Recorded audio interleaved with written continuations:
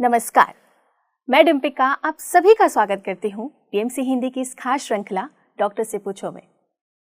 हमारे बड़े लोग कहकर गए हैं कि एक स्वस्थ शरीर में ही लंबे और खुशहाल जीवन का आधार छिपा होता है और इस स्वस्थ शरीर की प्राप्ति होती है जब आपको अपने स्वास्थ्य के बारे में संपूर्ण ज्ञान हो जाए।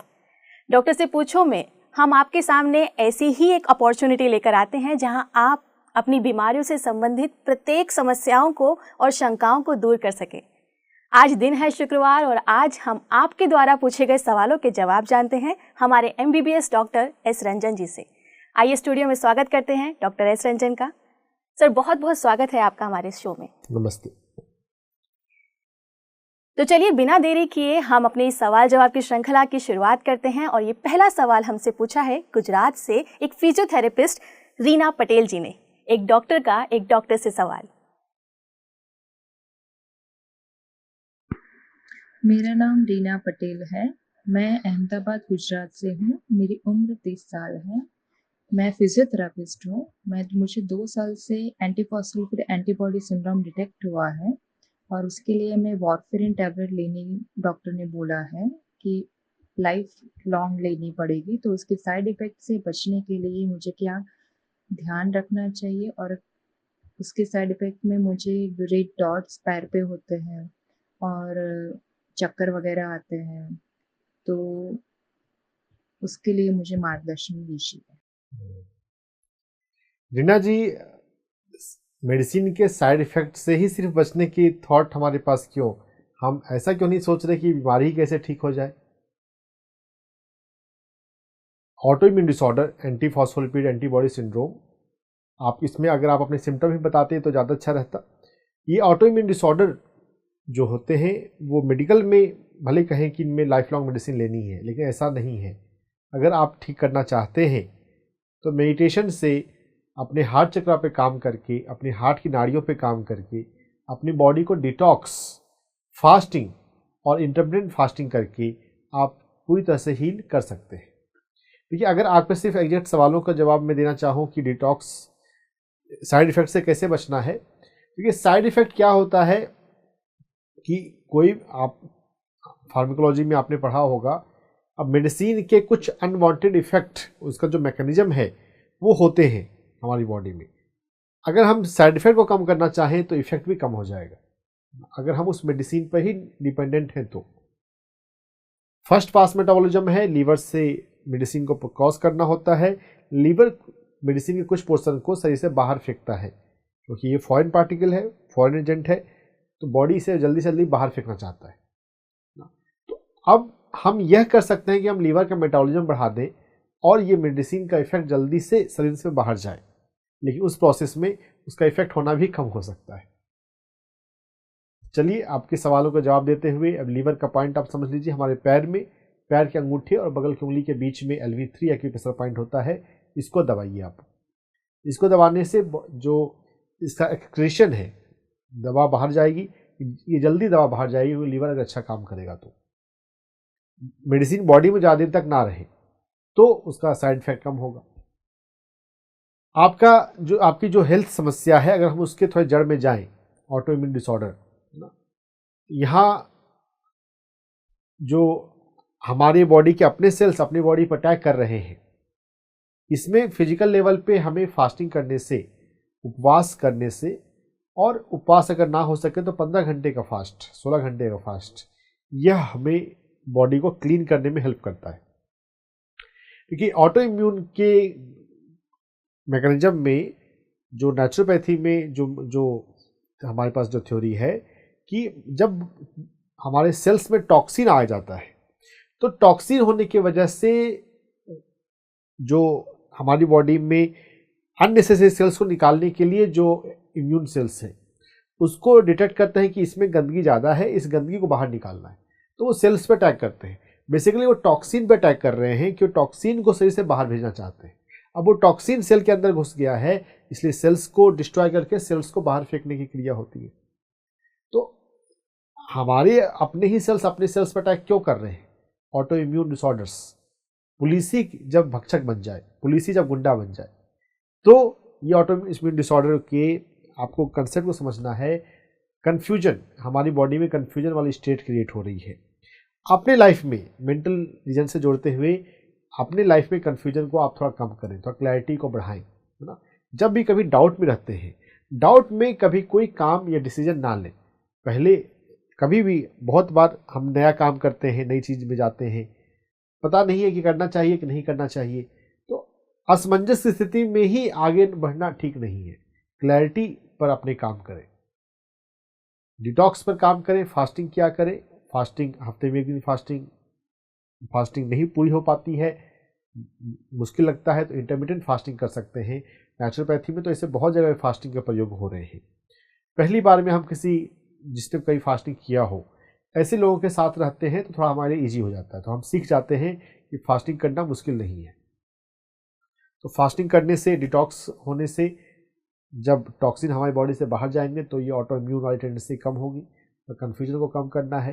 तो एक्यूप्रेशर पॉइंट में भी बताता हूँ, यहाँ पे जो आपको वारफेरिन लेना पड़ रहा है, तो यहाँ पे हम एक्यूप्रेशर पॉइंट से भी अपनी ब्लड को हेल्दी रख सकते हैं। एक्यूप्रेशर पॉइंट है PC6, हमारी कलाई पे अंदर की तरफ, रिस्ट लाइन से 3 अंगुल के डिस्टेंस पे, तीसरा अंगुल जहाँ पे आता है, चित्र आपको दिखाया जा रहा है, आप समझ लीजिए। दोनों हाथ में इस एक्यूप्रेशर पॉइंट को दबाइए। इस PC6 एक्यूप्रेशर पॉइंट को जितना दबाएंगे, जो वारफेरिन आपको लेना पड़ रहा है उसकी जरूरत कम पड़ेगी, क्योंकि यह खून को जो है पतला करता है, ये एक्यूप्रेशर पॉइंट।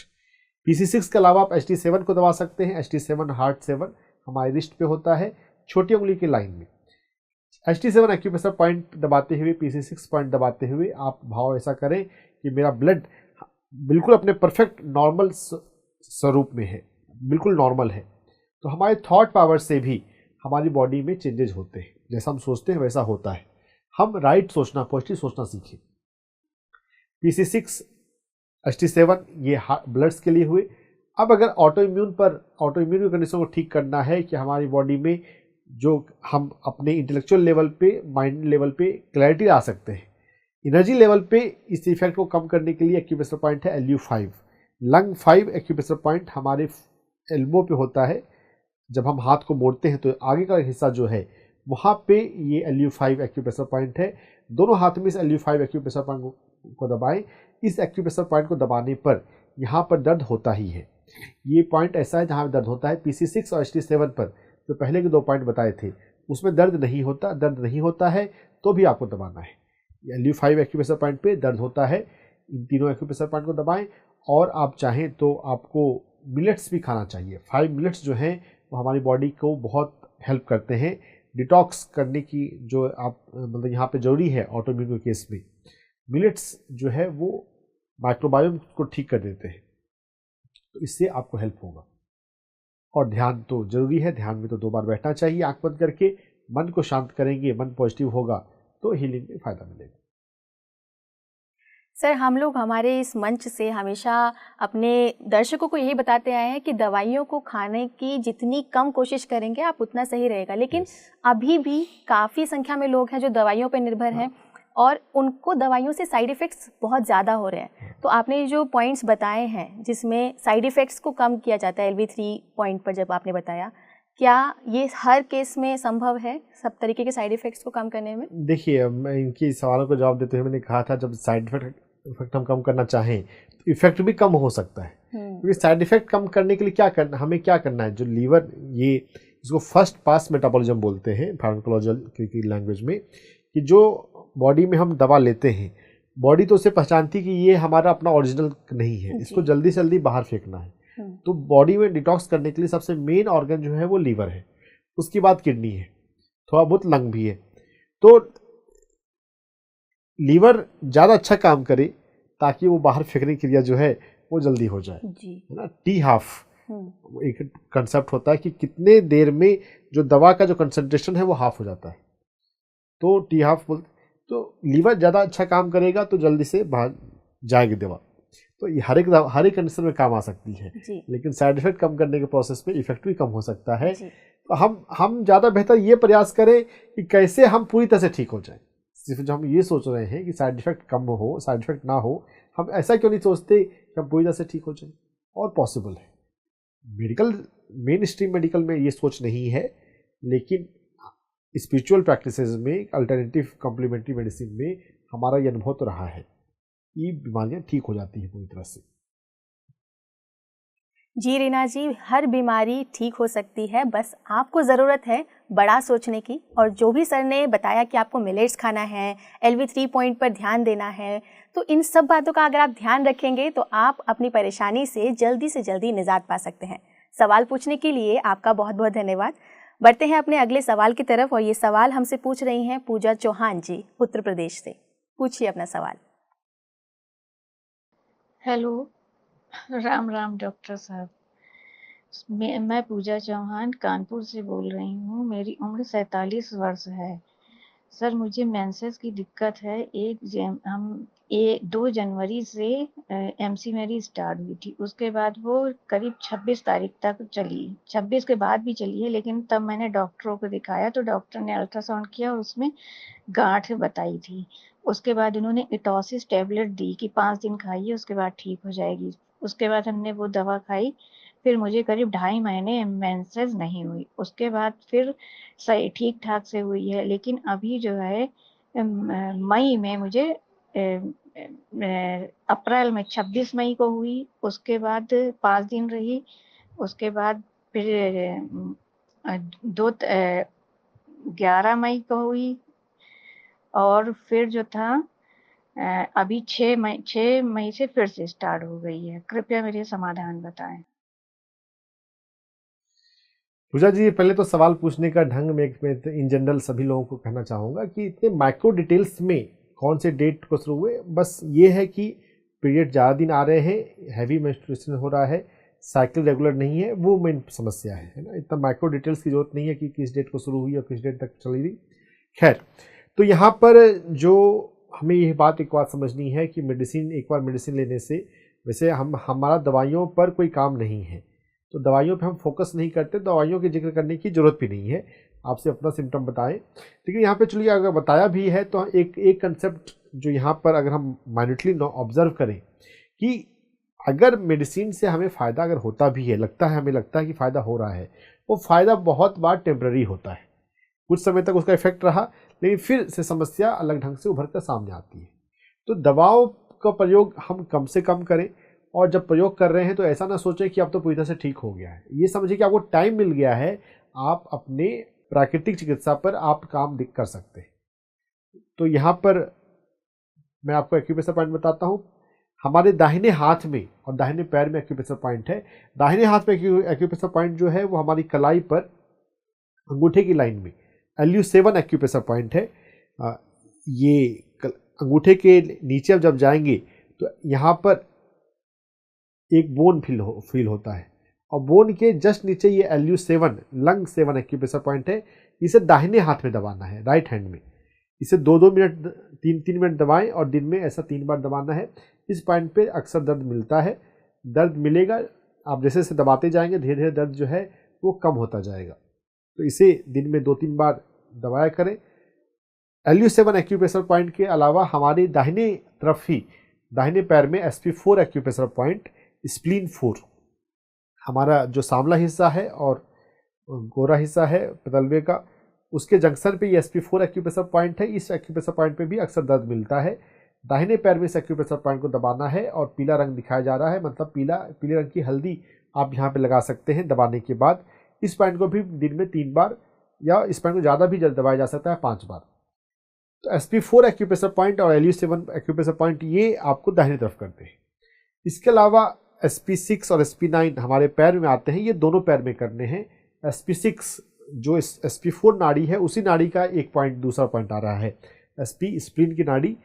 तो SP6 जो है वो एंकल से 4 अंगुल ऊपर है, हमारे पैर में अंदर की तरफ चित्र दिखाया जा रहा है। समझ लीजिए 4 अंगुल लगाकर इस पॉइंट पे अक्सर दर्द मिलता ही है। इनफैक्ट ये एक ऐसा पॉइंट है कि हर एक महिला, हर एक इंसान अपना दबा के देख सकता है। अगर दर्द मिले बाय चांस, इसका मतलब हो सकता है कुछ अंदरूनी गड़बड़ी है, उसको रेगुलर दबाएंगे तो नाड़ी जो है खुलेगी। इस एक्यूप्रेशर पॉइंट को भी एक बार में 2-3 मिनट और दिन में 3 से 5 बार दबाना चाहिए। दोनों पैर में दबाना है। SP6 से थोड़ा सा और ऊपर आएंगे SP9 एक्यूप्रेशर पॉइंट, ये थोड़ा कम महत्वपूर्ण है, लेकिन यहाँ पर दर्द जरूर मिलता है। SP9 को भी दबाएं दोनों पैर में, ये घुटने के अंदर है। ये SP9 को दूसरे से ना दबाएं, क्योंकि इस पॉइंट पे दर्द बहुत मिलता है। एक्यूप्रेशर हम दूसरों से मसाज भी करवा सकते हैं अगर घर में कोई कोऑपरेटिव फैमिली मेम्बर है तो, लेकिन SP9 जो घुटने के पास है वहाँ पे दर्द काफ़ी ज़्यादा होता है, तो थोड़ा सा संभल कर आराम से दबाने के लिए करवाना है या खुद से दबा सकते हैं। इन चारों एक्यूप्रेशर पॉइंट को दबाते हुए हमें अपने माइंड में, अपने जेहन में ये कंसेप्ट लाना है संतुलन। प्रकृति में हर एक चीज़ संतुलन में होती है, और अगर हम प्रकृति की हार्मनी में होते हैं तो हमारे जीवन में भी सब कुछ संतुलन में रहेगा। ये संतुलन बिगड़ा क्यों? हम जीवन में ऐसा क्या कर रहे हैं या ऐसा क्या सोच रहे हैं कि संतुलन डिस्टर्ब हुआ है? थोड़ा सा इन बातों पे चिंतन करते हुए अपने लाइफ स्टाइल को थोड़ा बैलेंस में लाएं। अपने भोजन में, अपनी नींद में ज़्यादा छेड़छाड़ ना करें। अगर हम अपने नेचुरल बायोलॉजिकल क्लॉक का रिस्पेक्ट करते हैं, नींद का रिस्पेक्ट करते हैं, जब भूख का समय होता है, जब भूख लगती है तब भोजन करते हैं, घड़ी देखकर भोजन करने की बात नहीं हो रही है। भूख को समझते हुए भूखे ना रहें, भूख लगती है तो भोजन करें। घर का भोजन होना चाहिए, फल और सब्जियों का प्रयोग अधिक होना चाहिए। सब्जियां जितना ज़्यादा खाएंगे उतना अच्छा हमारी बॉडी में फाइबर जाएगा। प्राकृतिक भोजन, शाकाहारी भोजन, मिलेट्स का भोजन लें, थोड़ा प्रकृति के साथ समय बिताएं, और सेल्फ लव भी बहुत काम आता है। लुई हे की book you can heal your life, उसे अच्छे से पढ़ें और उसका अफर्मेशन की प्रैक्टिस करें। हमने वीडियो भी बनाया है, परिवर्तन के नाम से 15 वीडियो हैं। परिवर्तन you can heal your life डालेंगे आप यूट्यूब पे आ जाएगा, उसको प्रैक्टिस करें। मेन अफर्मेशन में जो सबसे मेन बात आती है, अगर आपने देखा हो या बुक पढ़ी हो तो पता होगा, आईने के सामने खड़े होकर मिरर अफर्मेशंस करना, अपने आप से प्यार करना। अगर हम अपने आप से प्यार करते हैं तो हम अपने शरीर की माइक्रो ज़रूरतों का, छोटी छोटी ज़रूरतों का भी ख्याल करते हैं, नहीं तो हम इग्नोर कर देते हैं। प्यास लगी है, काम में बिजी हैं, प्यास को इग्नोर करके काम किए जा रहे हैं। ये सेल्फ लव का भाव है। जब प्यास लगी है पानी पीना है, जब भूख लगी है खाना खाना है। अब बहुत बेसिक बात है, लेकिन ये चीज़ें भी बहुत बार हम इग्नोर कर जाते हैं। अपना सम्मान करें, अपने आप से प्यार करें, परिवर्तन देखिए।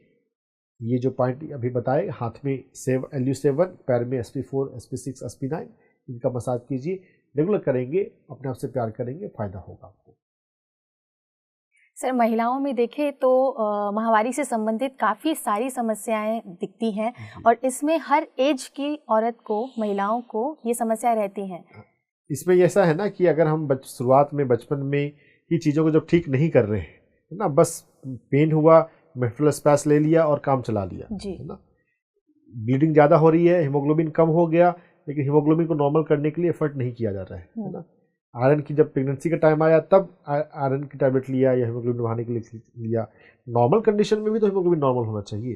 अगर हर एक महिला ये सोचने लग जाए कि मुझे अपना हीमोग्लोबिन नॉर्मल रखना है ना, तो अपने हेल्थ को जब केयर करेंगे, हेल्थ का केयर अगर नहीं कर रहे हैं तो समस्या चलती रहती है, किसी थोड़े थोड़े समय पे अलग अलग ढंग से प्रकट होती रहती है।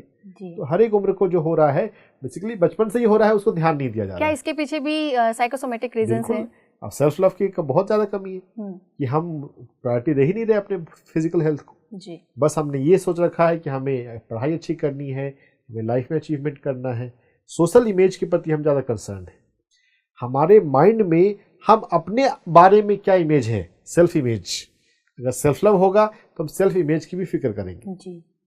NLP के प्रोग्राम में ये चीज़ कराई भी जाती है कि आप आंख बंद करें और आप अपने आप को किस रूप में देखते हैं। तो बहुत लोगों के जीवन में अपना कोई सेल्फ इमेज है ही नहीं, वहाँ पे वैक्यूम है, ब्लैंक है। अगर हम अपने आप से प्यार करते हैं तो वहाँ पर सेल्फ इमेज होगा, बल्कि एक से ज़्यादा होगा। जो हमारे जीवन के जो भी हैप्पी मोमेंट्स हैं, अगर हम उनको चेरिश करते हैं, अगर उनको एंजॉय करते हैं, अगर आँख बंद करके कहा जाए कि आप अपने आप को देखो, तो हम अपने हैप्पी मोमेंट को देख पाएंगे। अच्छे फोटोज़ आपकी लाइफ में जो आपके सबसे खुशी के मौके होते हैं, उसका फ़ोटो लगा के रखना चाहिए। बहुत लोग एक्टर एक्ट्रेस का फ़ोटो लगाते हैं, अरे अपना फ़ोटो लगाओ। अगर अपने आप से हम प्यार करते हैं ना, तो अपना फ़ोटो लगाएंगे। अपने लैपटॉप के फ्रेम पे तो मैं अपना फ़ोटो लगा के रखता हूँ। तो अपने आप से प्यार करना चाहिए। सेल्फ इमेज अच्छा होगा, सेल्फ लव अच्छा होगा, तो हेल्थ अच्छा रहेगा। तो पूजा जी, आपको सबसे पहले जो ज़रूरत है वो खुद से प्यार करने की ज़रूरत है। आप खुद से प्यार कीजिए। साथ ही डॉक्टर साहब ने जो एक्यूप्रेशर पॉइंट आपको बताए हैं, SP4, SP6, SP9, इनका ध्यान रखिए और अपने आप को स्वस्थ रखिए। सवाल पूछने के लिए आपका बहुत बहुत धन्यवाद। बढ़ते हैं अपने अगले सवाल की तरफ, लेकिन उससे पहले जो दर्शक हमसे पहली बार जुड़ रहे हैं या लेट से जुड़े हैं, मैं उनको बताना चाहूँगी कि डॉक्टर से पूछो की श्रृंखला में हर शुक्रवार को हम दर्शकों से सवाल जवाब करते हैं, जहां आप पूछते हैं सवाल और हमारे डॉक्टर एस रंजन उनका जवाब देते हैं। आपके पास भी अगर कोई सवाल है, कोई समस्या है, तो स्क्रीन पर फ्लैश हो रहे हमारे नंबर पर आप एक ऑडियो मैसेज भेज सकते हैं। ऑडियो मैसेज भेजने के लिए आप अपना पूरा नाम बताएंगे, आपको क्या समस्या है और ये कब से समस्या है, इसका बहुत ही संक्षेप में लेकिन अच्छे ढंग से आप उस समस्या को बताएंगे और वो ऑडियो मैसेज हमें व्हाट्सएप करेंगे। बढ़ते हैं अपने अगले सवाल की तरफ। ये सवाल हमसे पूछ रहे हैं प्रेरणा शर्मा जी, उत्तर प्रदेश से। पूछिए अपना सवाल। नमस्कार सर, मेरा नाम प्रेरणा शर्मा है, पर मुझे अपनी मम्मी के बारे में बात करनी थी। मेरी मम्मी का नाम निशा शर्मा है। हम हापुड़ से हैं, यूपी, और उनकी उम्र 55 साल है। और मेरा प्रश्न ये है सर कि मेरी मम्मी के घुटनों के कार्टिलेजेस घिस गए हैं, उनके घुटनों में बहुत दिक्कत है, चल भी नहीं पाते हैं, मतलब पैर एकदम पतले हो गए हैं उनके, चलते नहीं हैं कुछ ही। ये तो इन्हें समस्या बहुत पहले से है, पर उसके बाद मेरे पिताजी एक्सपायर हो गए, तो मम्मी इतना ज़्यादा सोच ले गई, डिप्रेशन में चले गए। फिर धीरे धीरे हमने ध्यान करना शुरू किया घर में। ध्यान से थोड़ा सा रिकवर होने लगे, क्योंकि उनकी वो सोच थोड़ी कम होने लगी। पर सर एकदम ही घर में फिर से कुछ ऐसा हादसा हुआ कि अब मम्मी पूरी तरीके से फिर से डिप्रेशन में जाते जा रहे हैं। धीरे धीरे बात बात पर रोना, कोई भी चीज़ों को बर्दाश्त नहीं कर पा रही हैं, निकलना चाहती हैं चीज़ों से और निकलती भी हैं, पर वो वापस वहीं पर घूम फिर के आ जाते हैं। तो अब डायबिटिक हो गई हैं वो काफ़ी, और उनके मतलब कोई मन नहीं लगता है, चिड़चिड़ापन बहुत ज़्यादा आ गया है। तो सर प्लीज़ आप बताइए कि क्या हल है इन सब चीज़ों का। मेडिटेशन करती हैं तो ज़्यादा देर उसमें भी नहीं मन लगता उनका। कोशिश बहुत अच्छा करती थी पहले, पर अब वो मेडिटेशन भी नहीं कर पा रहे हैं। एक बेचैनी सी रहती है, कभी बीमारी तो घेर ही लिया है बीमारी ने सर। ये सब क्या है सर। और मेरे भाई को भी कैंसर है। घर में इतनी ज़्यादा परिस्थिति खराब होने की वजह से भी बहुत ज़्यादा परेशान हो गए हैं। अब हमें क्या करना चाहिए।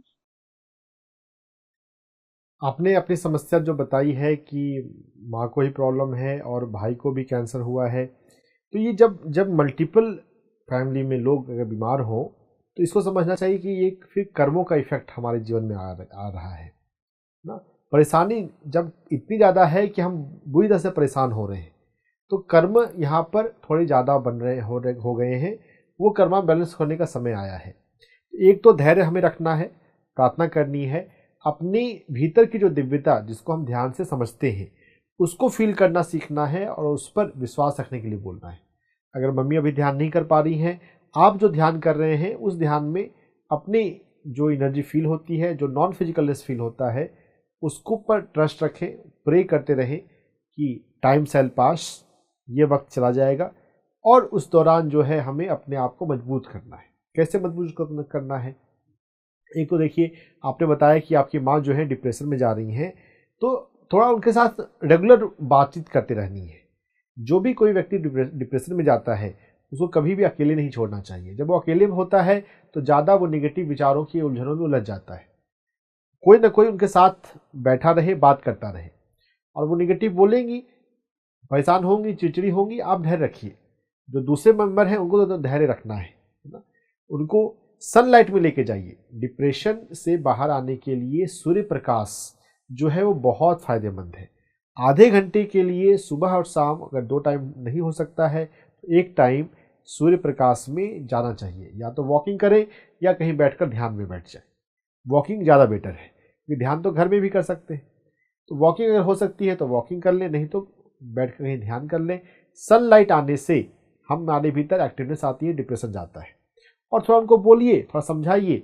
कर्म सिद्धांत के बारे में आप भी पढ़ें। कर्म सिद्धांत की बहुत सारी किताब है, पतंजलि जी की बुक है कर्म सिद्धांत के ऊपर, डॉक्टर ब्रायन वाइस का है। कर्म सिद्धांतों पे तो बहुतों लोगों ने बात करी है। कर्म सिद्धांत को थोड़ा समझना है और अच्छे कर्म करते हुए भरोसा रखना है, प्रे करना है और फेथ रखना है।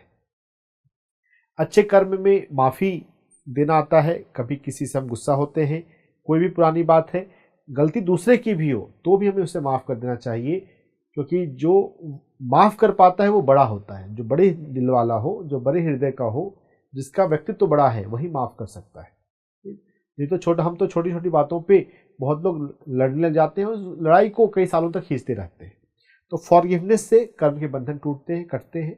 फॉरगिवनेस के अलावा थोड़ा सर्विस एटीट्यूड लाइए, लोगों की हेल्प करना सीखिए। जो लोअर सोशियो इकोनॉमिक क्लास के होते हैं, जो मेड होती हैं, जो सफाई वाला होता है, जो थोड़ा जब भी कभी अगर उनका जो हक है, उनका जो पैसा है, वो टाइम पे दिया करें, थोड़ा बढ़ चढ़ कर दिया करें। कोई ज़रूरत है हेल्प करने की तो ज़रूर हेल्प करें ना। हम आर्थिक रूप से अगर संपन्न हैं तो जो आर्थिक रूप से नीचे के लोग हैं उनको आप उनके साथ ज़्यादा बार्गेनिंग मत करें, उनके पैसे कटौती ना करें। हेल्प करने का जहाँ ही मौका आए, हेल्प करने का मौका चूके नहीं। जितना हम हेल्प करते हैं उतना हम कर्मों के लेवल पे बेहतर होते हैं। और थोड़ा सर्विस करना सीखना है। ध्यान की सेवा है, सामाजिक सेवाएं हैं, जहाँ पे भी आप लोगों का जीवन बेहतर बना सकते हैं।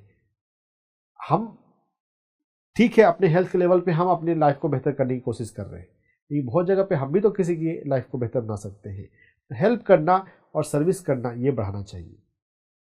इससे आपको कर्मा के लेवल पे चीज़ें अच्छी होंगी। एक एक्यूप्रेशर पॉइंट मैं आपको बताता हूँ, HT7 डिप्रेशन में ये बहुत अच्छा काम का होता है। दोनों हाथ में ये इस पॉइंट को 2-2 मिनट दिन में 5 बार दबाना चाहिए। छोटी उंगली की लाइन में ये आ रहा है, चित्र दिखाया जा रहा है, फोटो खींच के रख लीजिए। HT7 एक्यूप्रेशर पॉइंट को आप दिन में एक बार में 2 मिनट लगभग दबाना है और दिन में 5 बार दबाना है। इस एक्यूप्रेशर पॉइंट पे 2 बार दबाने के बाद अगर आप चाहें तो आप लाल रंग का रंग लगा के वहाँ पे छोड़ सकते हैं। रेड कलर थेरेपी, लाल रंग जो है वो हार्ट मेरिडियन को एक्टिव करता है, और हार्ट मेरिडियन एक्टिव हो तो डिप्रेशन कम होता है। और जो भाई के लिए आपने बोला कैंसर का है, तो हमारा कैंसर पे वीडियो है, उसे भी देखिए। अगर आपको उनके लिए भी अगर आप स्पिरिचुअल थेरेपी करना चाहें तो बिल्कुल ट्राई करें। काफ़ी अच्छे रिजल्ट मिलते हैं जब हम आध्यात्मिक चिकित्सा का यूज करते हैं, तो है ना। थोड़ा धैर्य रखिए, थोड़ा प्रे कीजिए, इन सभी चीज़ों का प्रयोग करें। आप दिस टाइम सेल पास, यह वक्त भी निकल जाएगा। तो सर, जैसा कि प्रेरणा जी ने बताया कि उनकी माँ ध्यान नहीं करी लेकिन बाकी लोग ध्यान कर रहे हैं, क्या ऐसा हो सकता है कि अगर कोई एक इंसान ध्यान नहीं कर रहा है और बाकी लोग उसके आसपास बैठकर अगर ध्यान कर रहे हैं, तो क्या इसका इफेक्ट दूसरे बंदे पे दिखता है? हाँ, जब हम घर में अगर पॉजिटिव एनर्जी आ रही है, पॉजिटिव ऑरा आ रहा है, उससे पॉजिटिविटी दूसरे में आ सकती है।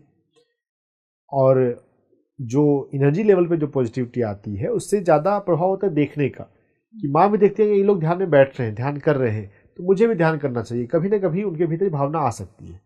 जो लोग ध्यान कर रहे हैं वो साइलेंटली थोड़ा कभी कभार प्रे कर सकते हैं कि भगवान इनको ये भी ध्यान करने लग जाए, इनको सद्बुद्धि दो, इनको शांति दो।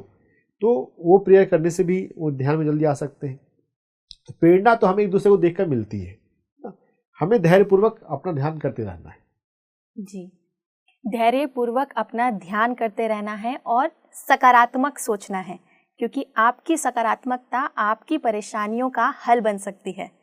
तो प्रेरणा जी, HT7 जो कि सर ने बताया है एक एक्यूप्रेशर पॉइंट, उसका आप ध्यान रखिए और साथ ही आप और आपकी फैमिली फॉरगिवनेस, सकारात्मकता की तरफ बढ़ें, अच्छा सोचें, इस पर ध्यान दीजिए। आप अपनी समस्या का समाधान खुद कर सकते हैं। सवाल पूछने के लिए आपका बहुत बहुत धन्यवाद। बढ़ते हैं अपने अगले सवाल की तरफ। ये सवाल हमसे पूछ रही हैं सुनीता जी उत्तराखंड से। मैम, पूछिए अपना सवाल। सर, मेरा नाम सुनीता है और मेरी उम्र 47 साल है। मैं देहरादून से हूँ। मेरा प्रश्न ये है कि मुझे अस्थमा है, तो और मैं 2010 से ध्यान में भी जुड़ी हूँ, लेकिन उसके बाद मुझे ये अस्थमा हुआ है। तो आप मेरे सवाल का जवाब दीजिए। आपका सवाल क्या है? अस्थमा है तो ठीक है। चलिए, ये सवाल स्पष्ट नहीं हो पाया, लेकिन ठीक है, अस्थमा के लिए बता देते हैं क्या करना है। अस्थमा हमारे जो सांस की जो नली होती है उसमें कंस्ट्रिक्शन हो जाता है, तो उसके लिए एक्यूप्रेशर पॉइंट हमारे कलाई पर है, हमारे एल्बो पे है, कोहनी पर LU5 लंग 5। दोनों हाथों में एक्यूप्रेशर पॉइंट होता है। LU5 एक्यूप्रेशर पॉइंट को मसाज करने से जो हमारी सांसों की जो नली है वो खुलने लगती है, कंस्ट्रिक्शन हटने लगता है। तो अपने एल्बो को मोड़िए, LU5 आपको दिखाया जा रहा है। इस एक्यूप्रेशर पॉइंट को दोनों हाथ में 2-2 मिनट दिन में 5 बार दबाएं। इस पॉइंट को रेगुलर दबाने से आपका अस्थमा जो है वो धीरे धीरे ठीक होने लग जाएगा। ध्यान से, जिसमें कि हमारे भीतर ऊर्जा आ रही है, हर एक बीमारी ठीक होती है। बीमारी आने का जीवन की उम्र में अलग अलग समय होता है। उस उम्र में वो बीमारी आती है। धैर्य रखिए, अपनी लाइफ में कोई कंप्लेन भाव ना रखें। कंप्लेन अपने आप में कर्मा बनता है। जब शिकायत करते हैं, शिकायत ना करते हुए अगर हम ये खोजने की कोशिश करते हैं कि मेरे इस हेल्थ कंडीशन में क्या कोई मेरा सोच कहीं जिम्मेदार है क्या, कुछ जिसको साइकोसोमेटिसिटी कहा गया है। Psycho means mind, Soma means body. तो लुई है कि किताब को पढ़ेंगे तो साइकोसोमेटिक रीजन भी आपको अस्थमा का मिलेगा। इन जनरल हमें डिवाइन पर फेथ रखना है। जो हो रहा है अच्छा हो रहा है, अच्छे के लिए हो रहा है। हम लॉन्ग टर्म में अगर हम चीज़ों को देखना सीखें तो हर एक जगह पे हम आगे ही बढ़ते हैं।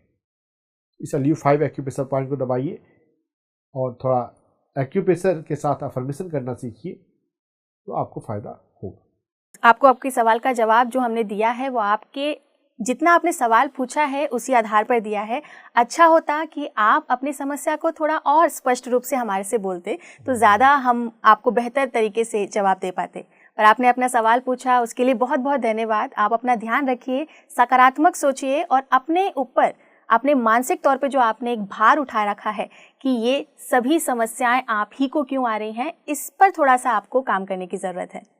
अपने अगले सवाल की तरफ बढ़ें उससे पहले मैं अपने दर्शकों को कहना चाहूँगी कि अगर आपने अभी तक हमसे कोई सवाल नहीं पूछा है, ना ही अपनी समस्या को अभी तक हमसे साझा किया है, तो हमारी स्क्रीन पर फ्लैश हो रहे नंबर पर आप हमें अपनी ऑडियो को व्हाट्सएप कर सकते हैं। ऑडियो भेजने का तरीका बेहद स्पष्ट है। आपको अपना नाम, आप कहाँ से हैं, आपकी उम्र क्या है के साथ साथ आपको क्या समस्या है, ये संक्षेप में लेकिन एक स्पष्ट रूप से आपको बताना होगा। साथ ही आप कोशिश कीजिएगा कि जब आप अपना ऑडियो रिकॉर्ड करेंगे तो आप एक शांतिपूर्ण वातावरण में हो, पीछे से किसी तरह की ट्रैफिक की, टीवी की या शोर की आवाज़ ना आ रही हो। चलिए बढ़ते हैं अपने अगले सवाल की तरफ और ये सवाल हमसे पूछ रही हैं मनीषा जी पंजाब से। मैम पूछिए अपना सवाल। डॉक्टर सर नमस्ते। My husband Narayan Dutt, age 53, stone 8.6 mm in digital regulator and 16 mm away for Visho Junction Place. My name is Manisha, Lehragaga, Sangrur district. Sir meditation भी करते हैं, मैं भी करती हूँ, घर में मेडिटेशन का माहौल है और हम हीलिंग भी करते हैं थोड़ी, जिस पर दर्द होता है उसी स्टोन पर भी हम करते हैं हीलिंग, तो रूट चक्र पर भी करते हैं। कृपया मुझे बताइए कि और क्या कर सकती हूँ स्टोन निकालने के लिए। स्टोन जो होता है वो रुकी हुई ऊर्जा है। बॉडी में नॉर्मली अगर हेल्दी रहती बॉडी तो वो चीज़ें आगे बह जाती, लेकिन वहाँ पे कुछ रुक गया है। रुकी हुई ऊर्जा को रुकने नहीं देना है, उसे रुकावट को कम करना है। तो हम अब नाड़ियों के लेवल पे हमारे इस पैर की जो सबसे छोटी उंगली है यूबी मेरिडियन, उसका जो कोल्ड पॉइंट है, जो लास्ट पॉइंट है, एनर्जी के बेसिस से जो लास्ट पॉइंट है, लोकेशन के बेसिस से नहीं, उसे हम सेडेट करते हैं। UB66, UB67 ये हमारे पैर की छोटी उंगली में आता है। 67 जो है वो बेस पे होता है, जो उंगली का जो बेस है छोटी उंगली का साइड से, वहाँ पर इस UB67 एक्यूप्रेशर पॉइंट को आपको चित्र दिखाया जा रहा है, वहाँ पे आपको लाल रंग लगाना है। और जो आगे नाखून है, नाखून के बेस पे UB67, इसको BL67 भी बोलते हैं, यहाँ पे आप यहाँ भी लाल रंग या हरा रंग लगा सकते हैं। अल्टरनेट, एक दिन हरा रंग एक दिन लाल रंग, इन दोनों एक्यूप्रेशर पॉइंट्स पे लगाएं। ग्रीन कलर, रेड कलर जो है वो सेडेशन को कम करता है, रुकावट को कम करता है, ब्लड फ्लो को बढ़ाता है, और ग्रीन कलर जो है एनर्जी के फ्लो को शुरू करता है। तो दोनों का रोल है, दोनों का एक दिन में कोई एक ही कलर लगाइए और 6 घंटे के लिए कलर होना चाहिए। ऐसा दोनों पैरों में करना है। और सेम चीज़ आप हमारे अपने हाथों पे कर सकते हैं, वैसा ही नाखून के जड़ में रहेगा और उंगली के जड़ में होगा, लेकिन मेन यहाँ पैर है। तो जब रुकावट, एनर्जी की रुकावट थोड़ी कम होगी तब फिर स्टोन जो है वो मूव करने लग जाएगा। और अगर आपने ब्रेथवर्क सुना हो तो ब्रेथवर्क जो है वो बहुत अच्छा हो सकता है इस केस में। आप YouTube पे जाइए, ब्रेथवर्क PMC टाइप कीजिए, हमारे मुंबई के मास्टर श्रेयांश डागा ब्रेथवर्क बहुत करवाते हैं। ब्रेथवर्क करने से आपको फायदा होगा, ठीक है, एक्यूप्रेशर पॉइंट और ब्रेथवर्क। तो एक्यूप्रेशर पॉइंट आपको ध्यान रखना है। अगर आप हमारी कही गई बातों को याद नहीं रख पा रहे हैं तो कोशिश कीजिए कि आप हमारे स्क्रीन पर दिखा रहे एक्यूप्रेशर पॉइंट का एक फ़ोटो ले लिया करें, ताकि आपको बाद तक ये बात याद रहे कि आपको कौन सा पॉइंट दबाना है, सीडिएट करना है। साथ ही सर मैं आपसे जानना चाहूँगी कि जब भी हम लोग कहते हैं कि किसी इंसान को स्टोन हुआ है तो वो किसी तरीके की रुकावट को महसूस कर रहा है, तो ये रुकावट किन किन मायनों में एक मनुष्य महसूस कर पाता है? देखिए, रुकावट वैसे यूबी स्टोन होता है, यहाँ पे यूबी स्टोन है, ब्लैडर का स्टोन, गॉल ब्लैडर में भी स्टोन होता है, किडनी में भी स्टोन होता है। तो रुकावट भी कई तरह की हो सकती है ना। तो गॉल ब्लैडर है तो बाइल है, बाइल जो है वो डाइजेशन के लिए है, फैट के डाइजेशन के लिए है। तो रुकावट जिंदगी में मैं आगे नहीं बढ़ रहा हूँ, जिंदगी में मेरा काम आगे नहीं बढ़ रहा है, जैसा काम हम सोच रहे हैं वैसा प्रोग्रेस नहीं हो रहा है ना। तो अध्यात्म तो ये कहता है कि हम कभी रुकते नहीं हैं। जितने हम सजग हैं, जितनी हम मेहनत कर रहे हैं, और मेहनत जो है वो इंट्यूशन हमारे भीतर, डिवाइन हमेशा हमें गाइडेंस देता है। डिवाइन गाइडेंस को सुनते हुए, इंट्यूशन को सुनते हुए जब हम मेहनत करते हैं तो हम आगे बढ़ते हैं। बस मेहनत करने की बात नहीं है, गधा मजदूरी करने की जरूरत नहीं है कि बस हम हार्ड वर्क किए जा रहे हैं। हार्ड वर्क के साथ साथ स्मार्ट वर्क, और स्मार्ट वर्क में भी स्पिरिचुअली स्मार्ट वर्क करने की जरूरत है। मेडिटेशन में हमें बैठना चाहिए। जब लाइफ में कोई भी डिसीजन लेना हो, मेडिटेशन में बैठें और आपकी अंतरात्मा से आपको गाइडेंस आता ही है क्या करना है। जो भीतर से भाव आए, कोई इफ बट ना सोचते हुए, कोई लॉजिक ना सोचते हुए, लोग क्या कहेंगे वो ना सोचते हुए, हमेशा अपनी अंतर चेतना की आवाज़ को सुनना चाहिए। अगर हम ऐसा करते हैं तो जीवन में हम रेगुलर रूप से आगे बढ़ते ही रहते हैं। जीवन तो आगे बढ़ने का नाम है, चलती का नाम गाड़ी है ना, आगे बढ़ने का नाम जिंदगी। कोई रुकता नहीं है, लेकिन हम अपने नेगेटिव सोच से अपने आप को रोक सकते हैं। तो अब मैं रुक गया हूँ, आगे नहीं बढ़ रहा हूँ, ऐसी सोच अगर हो तो ये स्टोन की प्रॉब्लम हमारे शरीर में बन सकता है। और थोड़ा भोजन का भी फर्क पड़ता है ना, थोड़ा लाइफ स्टाइल का भी। हमारे शरीर में मोटापा नहीं होना चाहिए, हाँ, एक्टिव होना चाहिए। सुबह जब सूर्योदय होता है उस टाइम तक हमें जग जाना चाहिए। बहुत लोग लेट सोते हैं, वो आदत बिल्कुल ठीक नहीं है। अगर मोटापा है तो मोटापा को भी कम करना है। मोटापा खुद अपने आप में कई अलग अलग बीमारियों को पैदा करता है। तो ओबेसिटी पर बहुत ज़्यादा फोकस नहीं करते। ओबेसिटी जो है वो हेल्थ के लिए अच्छी बात नहीं है। तो थोड़ा अपना ध्यान रखना सीखना है, हम ठीक हो जाएंगे। जी हाँ, आप ठीक हो जाएंगे अगर आप अपनी सोच का दायरा बढ़ा लेंगे, क्योंकि सबसे बड़ा रोग होता है कि क्या कहेंगे लोग। अगर आप लोगों की बातों पर सोच कर इतना परेशान रहेंगे तो आप अपने आप का ही नुकसान कर रहे हैं। आपने सवाल पूछा, इसके लिए आपका बहुत बहुत धन्यवाद। मैं डॉक्टर से पूछो के दर्शकों के लिए बताना चाहूँगी कि हम हमेशा काफ़ी टॉपिक ऐसी बात करते हैं जिसमें हम कहते हैं कि इसका हमने एक अलग से वीडियो बनाया हुआ है। जी हाँ, अगर आप YouTube पर हमारे चैनल को देखते हैं तो वहाँ पर किसी भी समस्या या किसी भी टॉपिक से रिलेटेड आप सर्च करके वीडियोस देख सकते हैं, और आपको वहाँ पर काफ़ी विस्तृत तरीके से एक ज्ञान साझा करने का प्रयास PMC हिंदी कर रही है। अगर आपको फ़ायदा होता है तो इससे हमें भी फ़ायदा ही होगा। बढ़ते हैं अपने अगले सवाल की तरफ, और ये सवाल हमसे पूछ रहे हैं लुपेंद्र कुमार साहू जी, छत्तीसगढ़ से। मास्टर आत्मवंदन। मेरा नाम लुपेंद्र कुमार साहू, पूर्व गांव जिला सड़ंगढ़ छत्तीसगढ़ का हूँ। मेरे एक 7 साल की बेटी है जो कभी कभी शॉक हो जाती है। एकदम शॉक होने का मतलब है कि उसे कुछ भी याद नहीं रहता और कुछ भी हरकत नहीं करती। बस उसकी आंखें एकटक हो जाता है और पूरा शरीर शून्य हो जाता है। इसके बाद 2-4 सेकंड के बाद फिर नॉर्मल हो जाते हैं, फिर चिल्लाने लगती है। पिछले 1 साल से मैं न्यूरोलॉजिस्ट की देखरेख में इलाज चल रहा है। वो अभी कुछ सुधार हुआ है, फिर भी कुछ महीने ठीक रहने के बाद फिर से झटके आ रहे हैं। न्यूरोलॉजिस्ट के हिसाब से बेटी के मस्तिष्क के नसों में डैमेज बता रहा है। दवाई चल रहा है फिर, लेकिन डॉक्टर बोल रहे हैं कि अगर 2 साल तक कर झटके नहीं आते तो सुधार हो रहा है समझेंगे। मैं बुद्ध बनूं के 40 दिन का ध्यान किया फिर बंद हो गया है।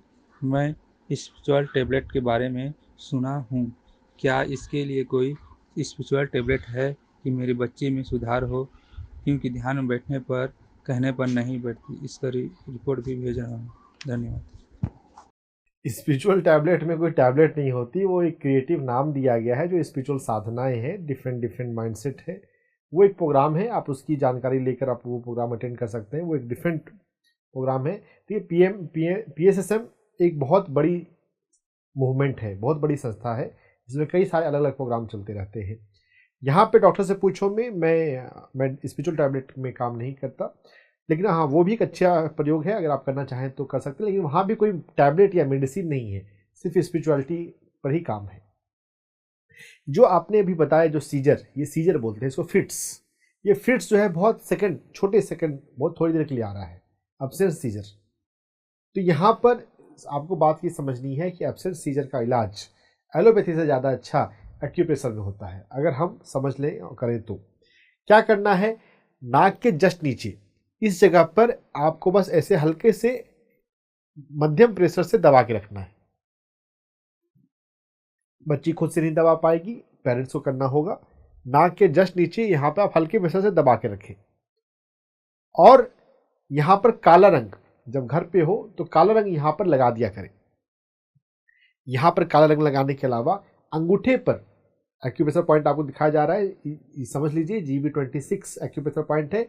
इस पॉइंट पे आपको 1 मिनट का दबाना है। तो ये दबाने से, सेडेट करने से, देखिए 2 चीज होती है एक्यूप्रेशर में, सेडेट करना, मसाज दबा के रखना, और टोन करना, मसाज करना। यहाँ पर मसाज नहीं करना है, बस आपको बस दबा के रखना है, कंटिन्यूस प्रेशर 1 मिनट के लिए।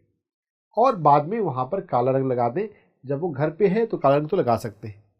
इसके अलावा अंगूठे में सेंटर लाइन में आप ब्लैक लाइन की एक लाइन खींच दें, काला रंग, दोनों हाथों में। कलर थेरेपी जो है वो दिन के समय ही लगाई जाती है, क्योंकि नेचुरल लाइट अगर जब पड़ती है कलर्स पे तब उसका इफेक्ट होता है। यांग को एक तरह की ऊर्जा होती है, उसको कम करने से ये एब्सेंस सीजर, जो फिट्स झटके आ रहे हैं, ये कम हो जाएंगे। साथ ही साथ थोड़ा भोजन अच्छा रखना है। मिलेट्स, 5 मिलेट्स बच्ची को भी खिलाएं और खुद भी खाएं। 5 मिलेट्स से मोटा अनाज होता है, जौ बाजरा रागी के परिवार का, लेकिन जौ बाजरा रागी नहीं, उनके परिवार का। अमेजोन पे अवेलेबल है, इसकी रेसिपी यूट्यूब पे देख लीजिए। इसकी खिचड़ी बनती है, इसका खमीर बनता है, खमीर सबसे बेस्ट होता है। रोटी बनती है, डोसा बनता है, उपमा बनता है, सब कुछ, हर एक खाने की चीजें बनती हैं इससे। बस आपको यूट्यूब पे जाके एक बार इसका रेसिपी अलग अलग सीखना पड़ेगा। इसकी बुक्स भी फ्री में अवेलेबल है, थोड़ा अगर पढ़ सकते हैं तो बुक्स पे पढ़ सकते हैं। तो ये 5 मिनट का जब प्रयोग हम जब करेंगे, तो मिलेट्स में बेसिकली जो है ना, हमारी बॉडी के माइक्रोबायोम, जो हमारी बॉडी के अंदर भी बहुत सारे हेल्दी बैक्टीरियाज होते हैं, नॉर्मल बैक्टीरियाज होते हैं, उनका केयर करना जरूरी है। अगर उनको राइट फूड मिलता है, वो ठीक रहते हैं, तो हमारा बॉडी ठीक रहता है। तो मिलेट्स सबसे अच्छे प्रोबायोटिक्स है। उनको हम अगर लेते हैं, उनका मिलेट्स का जब हम खमीर अम्बली बनाते हैं तो वो प्रोबायोटिक है। जब हम खिचड़ी के रूप में ले रहे हैं तो वो प्रीबायोटिक है, फाइबर्स। लेकिन ठीक है, आप उसका अलग अलग आइटम बना के लीजिए, आपको ये भीतर से सिस्टम ठीक करेगा। और न्यूरोनल लेवल पे, जिसको मेडिकल में डैमेज कहा जा रहा है, वह भी बहुत संभावना है कि नॉर्मल हो जाए, ठीक हो जाए। धैर्य के साथ इन चीजों का पालन करें। सर, मैं आपसे पूछना चाहूँगी और अपने दर्शकों को भी बताना चाहूँगी कि हम यहाँ किसी तरह की दवाइयों को नहीं सजेस्ट करते हैं, हम आपको आध्यात्मिक उपचार बताते हैं। और उसी आध्यात्मिक उपचार में मैं सर आपसे पूछना चाहूँगी कि क्या इस समस्या के पीछे किसी तरीके का कोई आध्यात्मिक रीजन है, कर्मा है? बिल्कुल है। देखिए, कर्म तो हर जगह पे है ना। जीवन, हमारे जीवन में कुछ भी बिना कारण का नहीं होता। कर्म सिद्धांत का एक दूसरा नाम दिया गया है कार्य कारण सिद्धांत। कोई भी चीज हो रही है, उसके पीछे कारण है, और वो कारण इस जन्म का है या पिछले जन्म का है, वो देखना पड़ेगा। कहते हैं कि जो कर्म होते हैं वो भूत की तरह हमारे साथ होते हैं, वो कभी हमारा पीछा नहीं छोड़ते। अगर हमने कभी हमारे कारण कभी किसी को कोई नुकसान पहुंचा है, कोई हर्ट हुआ है, कोई परेशानी हुई है, तो हमें भी उसको बैलेंस करना ही पड़ेगा, हम उससे बच नहीं सकते, उससे भाग नहीं सकते। तो जो है ना, कर्म जो है वो भूत की तरह जन्म जन्मांतर हमारा पीछा करता है। परेशान ना हो, समझे कर्म सिद्धांत के बारे में, हेल्प करना सीखे, लोगों को सर्विस करना सीखे, सेवा करें। सेवा करने से कर्म बहुत जल्दी कटता है ना। गुस्सा ना रहे कभी किसी से, गुस्से को माफ करने का एक एटीट्यूड लाए। फॉरगिवनेस देने से और मांगने से भी हमारे कर्म बैलेंस होते हैं। कर्मा तो हम बहुत जगह पर है, इस बीमारी में भी, सीजन में, और इनफैक्ट जो भी मेडिकल में जिनको हम बोलते हैं कि बीमारी का इलाज नहीं है, या इस बीमारी को की प्रोग्नोसिस बहुत अच्छी नहीं है, लाइफ लॉन्ग मेडिसिन खानी पड़ेगी, ऐसी बीमारियों में कर्मों का रोल होने की बहुत संभावना है। कर्मा पे काम करेंगे, यानी कि माफी देना, सर्विस करना, दान देना, जब कर्मों पे काम करेंगे तो इससे भी जीवन में सकारात्मक बदलाव आते हैं, बीमारी जो है वो धीरे धीरे कम होगी। अब हमारे इस मंच से हम हमेशा आपको ये समझाने की कोशिश करते हैं कि आपका सकारात्मक रहना बहुत ज़रूरी है। तो जिस तरीके से हम अपने परिवार में अपने बच्चों को संस्कार दे रहे होते हैं, उसमें कुछ बातें जो आप हमेशा ही संस्कार के रूप में बच्चों को दीजिए, वो है आप सेवा कीजिए, सेवा का भाव रखिए, दूसरों को माफ़ी देना सीखिए। आप भी कीजिए, अपनी बच्ची को भी सिखाइए, और आप अपनी बच्ची की जो समस्या है उससे काफ़ी हद तक निजात पा सकेंगे। सवाल पूछने के लिए आपका बहुत बहुत धन्यवाद। बढ़ते हैं अपने अगले सवाल की तरफ। ये सवाल हमसे पूछा है पंजाब से गजेंद्र कौर जी ने। पूछिए अपना सवाल। हेलो डॉक्टर, मेरा नाम गजेंद्र कौर है। मैं दिल्ली से बोल रही हूँ। मेरी एज 65 है। मेरे को 13 सालों से गॉल ब्लैडर में स्टोन है। मैं ऑपरेशन नहीं करवाना चाहती, और मैंने अभी मेरे को प्रॉब्लम शुरू हो गई थी, पेट में दर्द था, लूज मोशन शुरू हो गए थे, तो मैंने होम्योपैथिक दवाई शुरू की है। क्या इससे ठीक हो जाएगा? और 1 साल से मैं मेडिटेशन में हूँ। Thank you. फिर से वही बात आ रही है निमिका जी, दवाइयों की बात जी, दवाइयाँ मैं ले रही हूँ, क्या ठीक होगा? सब लोगों को लगता है कि दवाई जो है वो अंतिम उपचार है, लेकिन शायद वो अभी सच से वाकिफ नहीं है। बीमारियां जो होती हैं वो हमारे ऊर्जा में गड़बड़ी की वजह से, हमारे माइंड की निगेटिविटी वजह से आती है। वो ज़्यादातर दवाइयाँ जो है हमारी ऊर्जा को ठीक नहीं कर सकती, माइंड को पॉजिटिव नहीं बना सकती। माइंड को पॉजिटिव बनाएंगे, अपनी ऊर्जा को ठीक करेंगे, अपने चक्रा को ठीक करेंगे, तब जाके बीमारी ठीक हो। और यहाँ पे जो आपने कहा गॉल ब्लैडर स्टोन, और फिर आप सिम्टम में बता रहे हैं लूज मोशन। गॉल ब्लैडर और स्टोन और लूज मोशन का आपस में डायरेक्ट कनेक्शन तो नहीं है। हाँ, जब दर्द से परेशान है और दर्द में हमारे भीतर सिंपैथेटिक नर्वस सिस्टम बढ़ जाए तो उसके कारण परेशानी, आप जो हैरान परेशान हैं, सोच रहे हैं कि मेरी लाइफ में ऐसा क्यों हो रहा है, ये नहीं होना चाहिए, भगवान मुझे कष्ट क्यों दे रहे हो, ये निगेटिव थिंकिंग जो है, ये परेशानी वाली थिंकिंग से मोशन हो जाए तो अलग बात है। हो सकता है कोई दूसरा कंडीशन हो और हम उसको गॉल ब्लैडर के कारण समझ रहे हैं। थोड़ा सा चिंतन करने की जरूरत है कि मेरे भीतर क्या क्या गड़बड़ी है ना। तो चलिए, गॉल ब्लैडर स्टोन आपको 13 साल से है, वो तो पता ही है, उसके लिए मैं ठीक से आपको बता देता हूँ। एक तो हमें लाइफ में एक्टिव होना है, मोटापा हो तो मोटापा को कम करना है, वॉकिंग करना है, रेगुलर वॉकिंग करने की आदत एक बहुत अच्छी आदत होती है। अपने पैर की सबसे छोटी उंगली, उसके बगल वाली उंगली के बेस पे यहाँ पर GB43 कोल्ड पॉइंट है, इसको हमें सिलेट करना है। सिलेट करने के लिए हम लगातार दबाव देते हैं, कंटिन्यूस प्रेशर। G43 छोटी उंगली के बगल वाली उंगली के बेस पे यहाँ पर आप दबाव दे के रखें 1 मिनट के लिए। ऐसा दिन में 3 बार करना है, और दिन के समय यहाँ पर आप लाल रंग लगा सकते हैं। G43 को जब सिलेट करते हैं तो गॉल ब्लैडर का स्टोन हटने लगता है। G43 के साथ आप G41 पर भी काम कर सकते हैं। G41 जो सबसे छोटी उंगली है और बीच की उंगली के बीच में मसल में गैप में है, उस गैप को अगर ट्रेस करेंगे तो G41 पे कभी कभी दर्द मिलता है। दर्द मिल जाए तो आपको पॉइंट पकड़ में आ जाएगा, वहां पर भी आप मसाज करके वहां पर लाल रंग लगा सकते हैं। लाल रंग लगाने से ब्लड सर्कुलेशन बढ़ता है, जो रुकावट है ऊर्जा के तल पे वो कम होती है, और ऊर्जा की रुकावट अगर कम हो जाए तो स्टोन जो है वो ठीक हो जाएगा, है ना।